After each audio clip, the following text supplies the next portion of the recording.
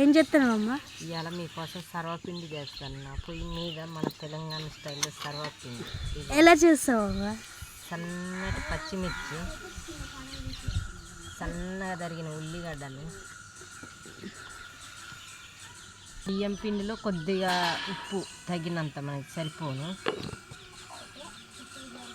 కొద్దిగా పసుపు చిటికెడు, కొద్దిగా కారం, జీలకర్ర ఉండాలి, జీలకర్ర వేసుకోవాలి, అన్నీ కలుపుకోవాలి. ఇలా మిక్సింగ్ ఫ్రెండ్స్, ఇందులో కరివేపాకు ఇవన్నీ మిక్సింగ్ కలుపుకోవాలి. కొన్ని వాటర్ పోసుకుంటాం, ముద్ద లెక్క చేసుకోవాలి. ఇదిగోండి ఫ్రెండ్స్, కొన్ని వాటర్ పోసి ఇట్లా కలుపుకోవాలి ముద్ద లెక్క. ఒక చుక్క ఆయిల్ వేసి కలుపుకోవాలి ఇట్లా బాగా.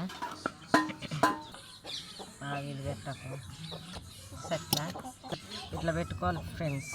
అప్పచ్చని లెక్క పల్సగా చదువుకోవాలి.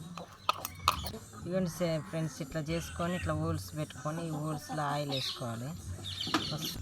పొయ్యి మీద పెట్టిన సర్వపిండి చాలా అయిపోయింది. పొయ్యి మీద ఏమేమి సర్వపిండి ఇవన్నీ ఫ్రెండ్స్ ఇలా కొద్దిగా ఆయిల్ వేసుకోవాలంటే. ఏమి సర్వపిండి రెడీ. నచ్చితే లైక్ చేయండి, షేర్ చేయండి, సబ్స్క్రైబ్ చేయండి.